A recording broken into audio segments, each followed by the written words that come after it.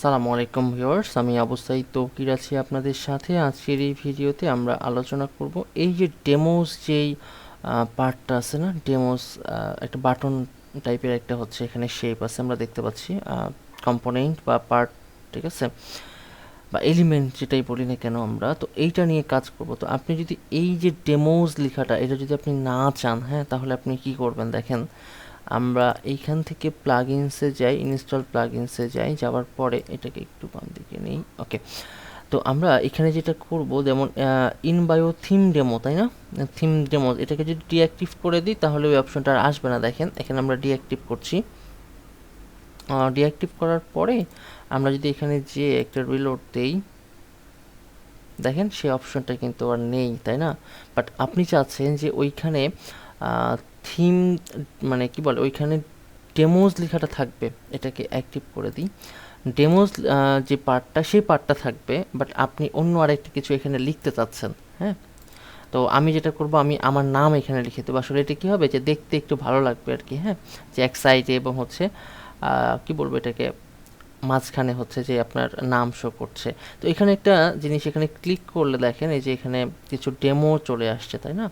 তো এটাকে আমাদের অফ করে দিতে হবে, তাই না, এখানে ক্লিক করলে। তো আমি চাচ্ছি যে শুধুমাত্র যদি আমরা এটা রাখতে চাই, এখানে একটা নাম দিয়ে রাখতে চাই, তো এই ক্ষেত্রে আমরা করব কি, প্রথমে আমরা চলে যাব হচ্ছে এই যে ডেমোজ লেখাটা কোথায় আছে, এটা কিন্তু থিমে লেখা নাই, এই জিনিসটা একটু মাথায় রাখতে হবে, হ্যাঁ।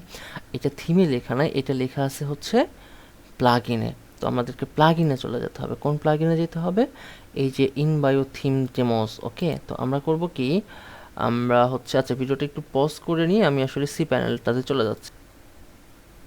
আচ্ছা দেখুন, আমরা হচ্ছে এই যে এখানে চলে আসছি তৌকির.com, আমাদের যেই ফোল্ডার আমাদের হোস্টিংয়ে, তারপরে চলে যাবো প্লাগইনসে, তারপরে হচ্ছে থিম ডেমো, না রেইনবো ডেমো আর কি, এই যে রেইনবো ডেমো হচ্ছে এইটাকে আমরা ওপেন করব।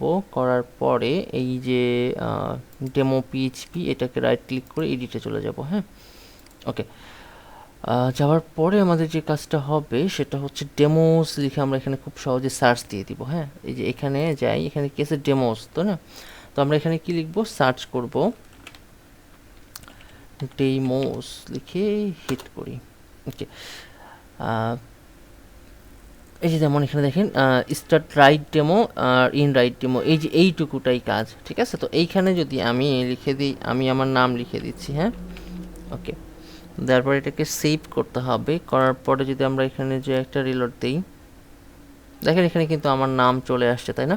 এরপরে আমরা যদি এখানে ক্লিক করি তাহলে কিন্তু এই যে এই জিনিসটা আসে, এটা কিন্তু আমরা চাচ্ছি না, তাই না, ওকে। তো আমরা চাচ্ছি শুধুমাত্র এটাকে একটা বাটন হিসেবে থাকবে, এরকম আর কি, হ্যাঁ। ক্লিক করলে যে এরকম একটা কিছু চলে আসছে, এটা যেন না আসে, এটার জন্য যেটা করতে হবে, আগে এই এরিয়াটাকে সিলেক্ট করে নিতে হবে, দেখতে হবে যে এরিয়াটা কোন জায়গায়, হ্যাঁ। ইন্সপেক্ট করছি, করার পরে এখানে দেখেন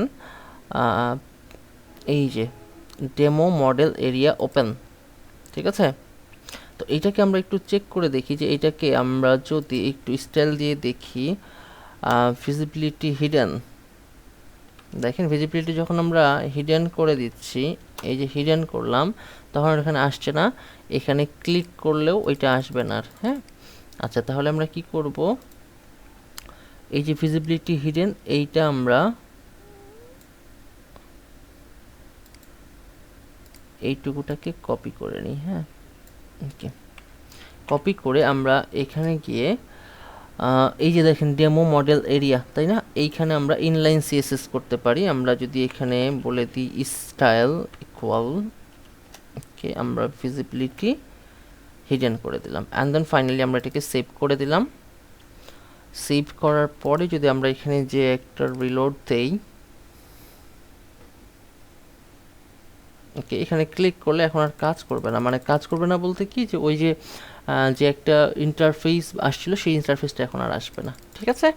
তো নেক্সট ভিডিওতে আমরা অন্য কোনো টপিক নিয়ে আলোচনা করব। এই ভিডিওতে আমরা দেখলাম যে কী করে এটার নাম চেঞ্জ করতে হয়, বা কী করে এই অপশনটাকে অফ করতে হয়, ঠিক আছে। এই জিনিসগুলো আমরা এই ভিডিওতে দেখলাম। তো ভালো থাকবেন সবাই, আল্লাহ হাফেজ।